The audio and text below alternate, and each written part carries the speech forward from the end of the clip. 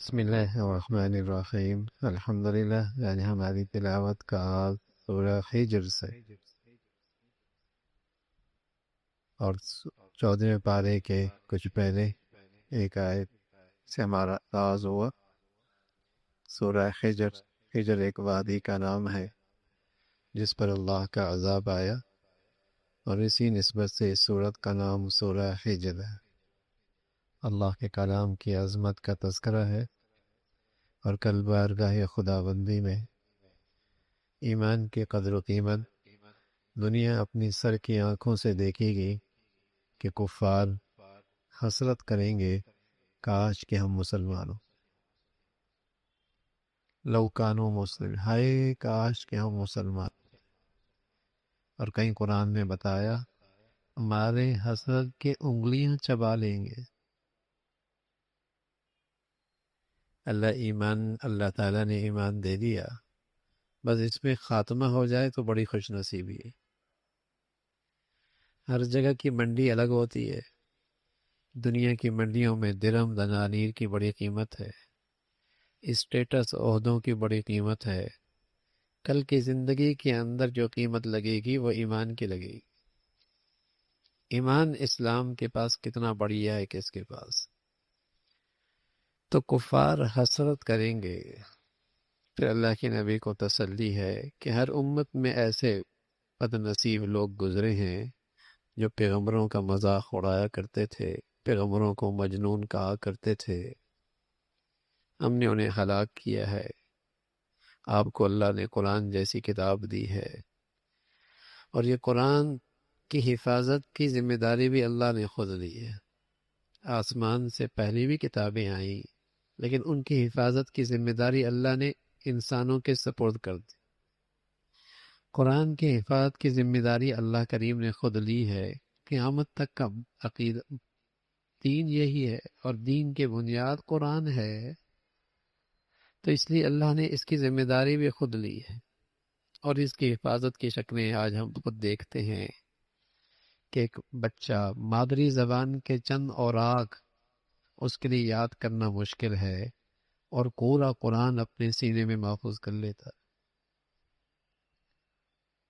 میمون تھا، میمون، وہ دربار لگایا کرتا تھا،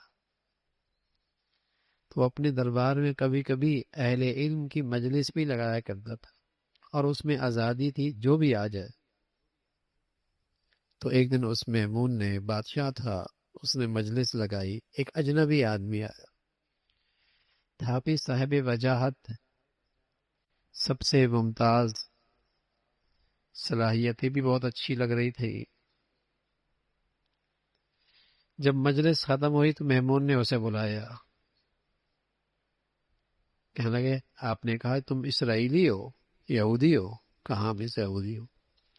آپ نے اسے اسلام کی دعوت دی، اسلام قبول کر لو۔ اس نے کہا میں اپنے آبا و اجداد کا دین نہیں چھوڑ سکتا۔ چلا گیا۔ 1 سال کے بعد پھر آیا، اب وہ مسلمان ہو گیا۔ تو میمون نے پوچھا تمہارے اسلام کی وجہ کیا بنی؟ کہنے لگا میں خطاط ہوں، بہت شاندار لکھتا ہوں، اور لکھ کر فروخت کرتا ہوں، پیسہ کماتا ہوں۔ تو میں نے مذاہب کی تحقیق کرنا چاہیے، تو میں نے تورات کے کئی نسخے لکھے، اور ہر نسخے میں کچھ اپنی طرف سے رد و بدل بھی کر دیا، کمی و پیشی بھی کر دی۔ انجیل کے اندر بھی میں نے ایسے ہی کیا، 3 نسخے لکھے اچھی خطاطی میں، اور اس میں بھی کمی پیشی کر دی۔ تورات میں کلیسا کے پاس لے گیا، یہودیوں کے پاس، تو انہوں نے خریداری میں بڑی رغبت دکھائی، سارے بک گئے۔ انجیل میں عیسائیوں کے عبادت خانے میں لے گیا، انہوں نے بڑی شوق سے اس کی بڑی قدر و منزلت کی، اور خوب مہنگے داموں میری انجیل بھی خرید لی۔ لیکن جب میں نے قرآن میں رد و بدل کے نسخے 3 بنائے اور مسلمانوں کے پاس لے گیا، تو مسلمانوں نے پہلے دیکھا تو یہ صحیح بھی ہے کہ نہیں، جہاں غلطی رہی واپس کر دیا۔ تو مجھے یقین آ گیا کہ یہ قرآن سچی کتاب ہے، اور اس کی حفاظت کی ذمہ داری اللہ نے لی۔ صدیاں گزر گئی ہیں، ایک نقطے اور ایک حرف کا بھی فرق نہیں۔ کتنی دنیا میں تبدیلیاں آئیں، کیا کچھ بدل گیا ہے، قرآن کا نظام نہیں بدلا، قرآن کی آیتیں نہیں بدلی۔ تو یہ اللہ رب العزت نے قرآن کی حفاظت کی ذمہ داری خود لی ہے۔ اور بھائی دنیا میں کچھ اللہ کے سپاہی ہوتے ہیں، سپاہی، حفاظت تو اللہ نے لینی ہے نا، لیکن اللہ کے کچھ دنیا میں سپاہی ہوتے ہیں، اور دنیا میں اللہ کے سپاہی حافظ قرآن ہوتا ہے، وہ اللہ کے سپاہی ہیں۔ اللہ ان سپاہیوں کے ذریعے اپنے قرآن کی حفاظت کراتے ہیں، یہ اللہ کے سپاہی ہیں۔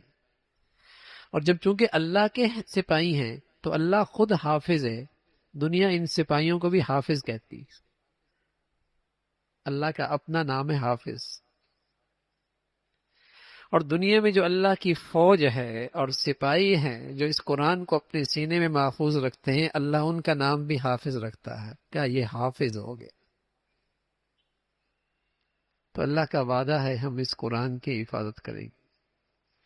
لیکن ہدایت کے لیے صرف قرآن کے نقوش کافی نہیں ہے، قرآن کے معنی بھی ضروری ہے، قرآن کے معنی اور مفہوم بھی ضروری ہے۔ یہ تو نہیں ہو سکتا کہ اللہ قرآن کی الفاظ کی حفاظت کرے اور اس کے معنی کی حفاظت نہ کرے۔ اس لیے مسلمانوں کا عقیدہ یہ ہے کہ جیسے قرآن کے الفاظ محفوظ ہیں، قیامت تک ہمارے نبی کی احادیث بھی محفوظ ہیں۔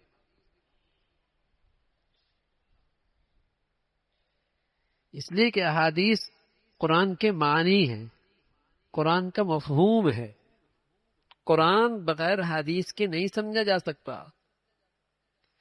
تو جہاں اللہ یہ فرما رہے ہیں کہ ہم قرآن کی حفاظت کریں گے، یعنی الفاظ کی بھی حفاظت کریں گے، اس کی معنی کی بھی حفاظت کریں گے۔ یہ بہت بڑا جھوٹ ہے کہ حدیث بعد میں محفوظ ہو گئی اور بعد میں انہیں مرتب کیا گیا۔ احادیث کا حفاظت کا ذمہ داری اللہ نے اپنے زمانے کے اندر لوگوں کے سپرد کر دی، ہاں اس کی تکمیل بعد میں ہوئی۔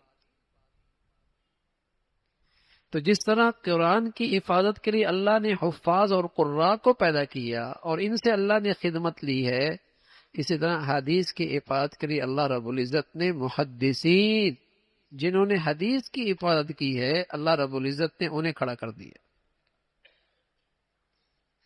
تو قرآن قیامت تک محفوظ ہے، الفاظ کے لحاظ سے بھی، معنی کے لحاظ سے۔ اسی کا تذکرہ ہے، ہم قرآن کی حفاظت کریں۔ پھر اللہ رب العزت کی طرف سے جو انسانوں کے رزق کے نظام ہے اس کا تذکرہ فرمایا، اور فرمایا کہ ہر نعمت ہماری طرف سے ہے اور ہمارے پاس نعمتوں کے خزانے ہیں، خزانے۔ پھر انسان کی تخلیق کا، پیدائش کا تذکرہ ہے۔ اللہ رب العزت نے اسے مسجود ملائکہ بنایا، اور شیطان نے قسم کھائی کہ میں اسے گمراہ کروں گا۔ فرمایا ہاں میرے مخلص بندوں پر تیرا ہتھیار نہیں چلے گا، میرے جو مخلص بندے ہوں گے وہ تیرے شر سے محفوظ رہیں گے۔ جہنم کے بھی دروازے ہیں، جنت کے بھی اللہ نے 7 دروازے بنائے، جیسے نیکی ہوگی ان دروازوں سے داخل ہوں گی۔ حضرت صدیق اکبر رضی اللہ عنہ ایک مرتبہ پوچھے یا رسول اللہ میں کس دروازے سے بھول جاؤں گا؟ فرمایا آپ کو تو جنت کا ہر دروازہ بلائے گا، آپ کو تو جنت کا ہر دروازہ بلائے گا۔ جنت کی نعمتوں کا تذکرہ ہے، اور وہاں جنت میں جانے والے ہر قسم کی کھوٹ سے پاک ہوں گے۔ پھر حضرت ابراہیم علیہ السلام کے پاس مہمانوں کا آنا اور آپ کا اکرام کرنا، اور مہمانوں کا کھانے سے انکار کرنا اور بیٹے کی خوشخبری دینا، اور پھر قوم لوط کے اوپر اللہ کا عذاب کا نازل ہونا، اور حضرت لوط کو اللہ رب العزت نے راتوں رات اس بستی نکلنے کی تلقین کرنا۔ پھر اصحاب حجر کا تذکرہ ہے جن پر اللہ کا عذاب آیا ہے، فرمایا یہ عبرت کی چیزیں۔ پھر اللہ نے جو اس امت کو قرآن عطا فرمایا اور سورہ فاتحہ عطا فرمائی جو پورے قرآن کا خلاصہ ہے، اس نعمت کا تذکرہ فرمایا، اور فرمایا کہ دنیا کی چمک دمک کی طرف آپ نظریں اٹھا کر بھی نہ دیکھا کریں، اس لیے کہ یہ فانی چیز ہے، یہ فانی چیز ہے۔ اب اللہ کی حمد، اللہ کی تسبیح، اللہ کی فرما برداری کرتے رہیں۔ پھر سورہ نحل کا تذکرہ ہے، نحل کہتے ہیں شہد کی مکھی کو، اس میں خاص طور پہ شہد کی مکھی کا تذکرہ ہے، تو اسی نسبت سے سورت کا نام بھی نحل ہے۔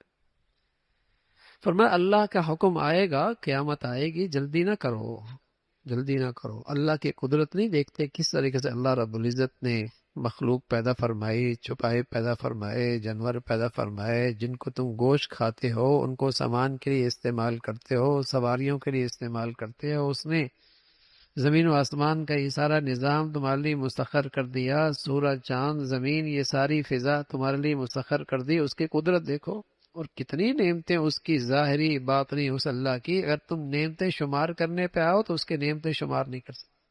معبود برحق اکیلی ذات، اس کے سوا کوئی حاجت روا، کوئی مشکل کشا نہیں۔ تو اللہ تعالیٰ کی قدرت کا تذکرہ ہے، اور پھر کفار کی روح جب قبض ہوتی ہے تو کیسے ان پر ان کی رسوائی ہوتی ہے، اور کس طرح خوفناک منظر ہوتا ہے، اور جب ایمان والوں کی روح قبض ہوتی ہے تو کتنی خوشی کے ساتھ ان کی روح جلدی جلدی اپنے اندر سے نکلتی ہے، خوشی محسوس کرتی۔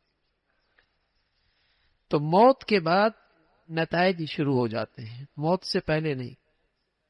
موت سے پہلے تو فراڈیا بھی اچھا لگتا ہے، ظالم بھی اسٹیٹس ملتا ہے، بے دین سے بے دین آدمی کو بھی ایوارڈ مل جاتے ہیں، دنیا ہے نا، امتحان گاہ ہے۔ لیکن موت آتے ہی پتہ چل جائے گا کہ حقیقت میں کامیاب اور ناکام کون ہے۔ امتحان حال میں تو فیل ہونے والا بھی بیٹھا ہوتا ہے، وہ بھی پنکھے سے پیدا اٹھا رہا ہوتا ہے، پاس ہونے والا بھی پنکھے سے پیدا اٹھا رہا ہوتا ہے۔ امتحان حال میں تو دونوں اے سی میں بیٹھے ہوتے ہیں۔ یہ ہے دنیا امتحان حال، کوئی کار پہ آتا ہے امتحان حال میں، کوئی سائیکل پہ آتا ہے، اے سی میں دونوں امتحان حال میں بیٹھے ہوتے ہیں۔ تو کوئی یہاں دنیا میں کار پہ رہ رہا ہے، کوئی ٹیکسی پہ آ رہا ہے، کوئی سائیکل پہ آ رہا ہے، امتحان حال پتہ چلے گا رزلٹ جب آنکھ بند ہوگی، فرشتوں کے آتے ہی پتہ چل جائے گا میاں کون کامیاب تھا کون ناکام تھا۔ تو اس کا تذکرہ فرمایا اللہ کے ہاں شرک، مشرک کی کوئی نیکی قبول نہیں، مشرک کی کوئی نیکی قبول نہیں، اسی کا تذکرہ فرمایا۔ پھر اللہ کی بڑائی کا تذکرہ ہے، اور پھر خاص طور پہ کفار کا مزاج ذکر فرمایا کہ جب انہیں بیٹیوں کی خوشخبری ملے تو ان کے چہرے سیاہ ہو جاتے، سوچنے لگتے ہیں کہ انہیں ساری زندگی اس رسوائی کے ساتھ اپنے پاس رکھیں یا زندہ درگور کر دیں۔ اس زمانے کے اندر تو بچیاں پیدا ہوتی تھی تو دفن کر دیا کرتے تھے زندہ، اور آج کی دنیا میں ترقی ہو گئی ہے، جب پتہ چلتا ہے کہ بچیاں ہیں تو حمل ضائع کرا دیا جاتا ہے، 4 مہینے کے بعد حمل ضائع کرانے والا اور کرنے والا دونوں قاتل، دونوں قاتل، کرنے والا بھی کرانے والا بھی قاتل ہے۔ اللہ کے ہاں یہ پوچھ ہوگی کہ تم نے اسے کیوں قتل کیا ہے، اس معصوم کو، اس کا تذکرہ فرمایا ہے۔ پھر اللہ کے قرآن کا تذکرہ، اللہ کی بڑائی کا تذکرہ۔ پھر یہ شہد کی مکھی ہے، فرمایا بلکہ شہد سے مکھی سے پہلے فرمایا اللہ کی قدرت نہیں دیکھتے کہ کس طریقے سے دودھ تمہیں صاف پاکیزہ ملتا ہے، اس کی رنگت میں فرق نہیں، اس کے ذائقے میں فرق نہیں، جہاں سے آ رہا ہے وہاں گوبر بھی ہے وہاں خون بھی ہے، من بین فرث ودم، وہ گوبر اور خون کے درمیان سے تمہیں دودھ مل رہا ہے۔ سبحان اللہ، نہ اس کی رنگت میں فرق آتا ہے نہ ذائقے میں فرق ہوتا ہے، یہ کون کر رہا؟ اللہ ہی کر رہا۔ ہاں میرے عزیزو، اللہ سے تعلق بنا لو تو پھر انشاءاللہ دنیا کے گوبر سے اور گندگیوں سے تمہیں اللہ ایسے ہی نکالے گا جیسے گندگی سے صاف دودھ نکالتا ہے۔ اس کی قدرت بہت بڑی ہے، اس کی شان بہت بڑی ہے، اس کی قدرت ہے۔ پھر شہد کی مکھی ہے، اللہ رب العزت نے اس چھوٹی سی مکھی کو کیا عقل دی ہے، کیا سمجھ دی ہے، کیا اس کو فن دیا ہے، کیسی اس میں صلاحیت رکھی ہے، عقلیں دنگ رہ جاتی۔ اس پہ پوری پوری کتابیں لکھی گئی ہیں، پورا جسے کہیں کہ مقالے لکھے گئے ہیں کہ کیا اللہ نے اس مکھی کے اندر رکھا ہے۔ اس میں ایک ملکہ ہے، اس ملکہ کا کام صرف بچے پیدا کرنا ہے، اور ملکہ سبحان اللہ زمین پہ اس کے اندر امید نہیں پیدا ہوتی، آسمانوں پہ جا کر اسے امید ہوتی ہے بچے پیدا ہونے کی، بہت بلند جا کر۔ پھر وہ چھتے کے اندر ایک مکمل سیکورٹی ہوتی ہے، کوئی زہریلی مادہ لے کے آیا تو اسے وہیں قتل کر دیا جاتا ہے۔ پھر بچوں کے پیدا کرنے کی جگہ الگ ہے، شہد پیدا کرنے کی جگہ الگ ہے، ملکہ کی رہنے کی جگہ الگ ہے، اور پھر اللہ رب العزت نے اس کی اس خوراک کو جو وہ رس لے کے آتی ہے، فرمایا میری قدرت کی نشانی ہے کہ میں نے اس کے اندر شفا رکھ دی، میں نے اس کے اندر شفا رکھ۔ اب دیکھیے نا، کوئی بھی جانور ہے، کوئی کھاتا ہے تو مینگنیاں پیدا کرتا ہے، کوئی کھاتا ہے تو مشک پیدا کرتا ہے، کوئی کھاتا ہے تو شہد پیدا کرتا ہے۔ یہ اندر کا نظام کس نے بنا رکھا ہے؟ اللہ کا نظام، اللہ کی بڑی قدرت ہے۔